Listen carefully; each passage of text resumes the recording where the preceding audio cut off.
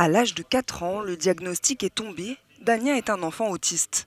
On annonce à sa mère Christina qu'il n'est pas capable d'aller à l'école. Il n'est pas rare que les parents et enfants autistes s'entendent dire cela en Russie.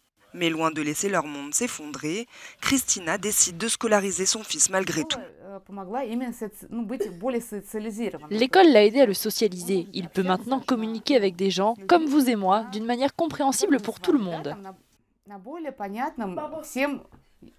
La Russie commence depuis quelques années seulement à reconnaître l'autisme.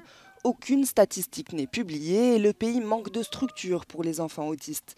Ekaterina non plus n'a pas baissé les bras. C'est elle qui a fondé l'école dans laquelle son fils Platon et Dania étudient.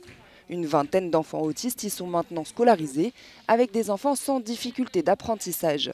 Son école est devenue un modèle qui se pérennise en Russie. L'État commence à peine à subventionner. L'État semble lui aussi être autiste. Nous savons travailler avec les enfants autistes, pas à pas, étape par étape, avec beaucoup de soutien visuel.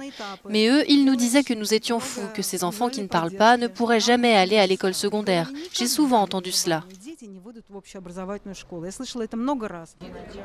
Et si les parents veulent des informations, c'est à l'étranger qu'ils peuvent les trouver.